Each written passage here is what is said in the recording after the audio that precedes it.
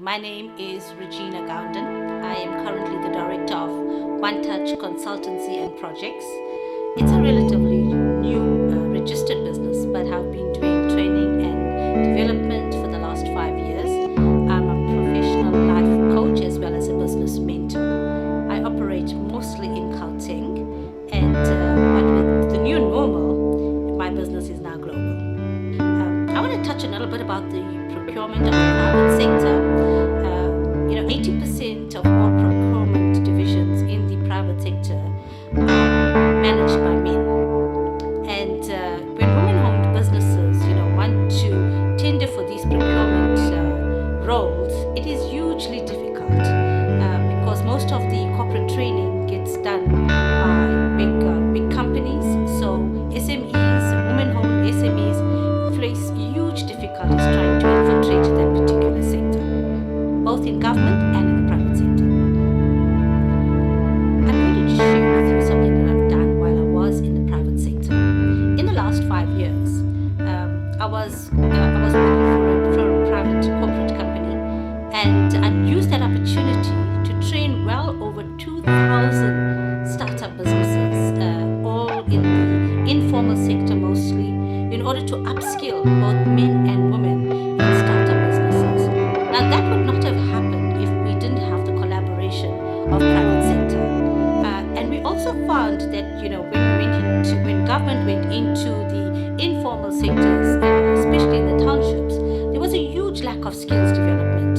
And most businesses said that they failed in their businesses due to the lack of financial management. And so that's what the collaboration with the private sector helped us to take that particular training to well over 2,000 SMEs. I do believe that that is a huge benefit that private sector as well as government collaborate to be able to upskill most SMEs in our country. So that I will talk a little bit about my personal experience in terms of gender-based violence.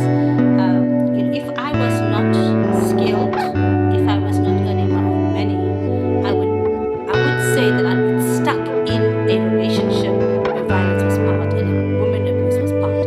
However, since I've upskilled myself as a woman, and since I've been trained in business and was able to earn my own income, the confidence that had grown within me, I was able to fend for myself. I was not dependent on any man to take care of me as such. So that level of confidence comes with financial freedom. I do believe that if women create their own income, they also create their own level of independence and don't become dependent on men who tend to abuse because women are dependent on them for finances. Since 2010, when South Africa won the World Cup, soccer, we at DASA, that is the name of the PBO, we go into Zandspruit, a township in the north of Gauteng, and we help 400 children to read, as well as we clothe and we feed these children. We've also started a little library. We've got a mobile library that's going in there, and currently building a structure whereby we can create a space for children to, especially the high school children, where they need additional help with their schoolwork and workshops. And what we want to start doing is to ensure that our township children understand what entrepreneurship is all about. So we go and we teach them to become community leaders as well as entrepreneurs, and not just to study so that they become an employee of some corporate company. So social development, I do believe every business has a role to play in our communities. It's almost like you've got to take one with you, give back.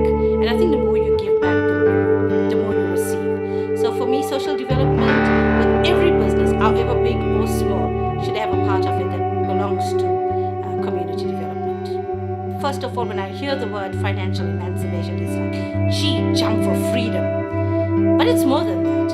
I do believe that financial emancipation only comes in when you use the correct resources. What does that mean? You've got to train a lady. I would say train a woman, train a nation. That would be for me financial freedom.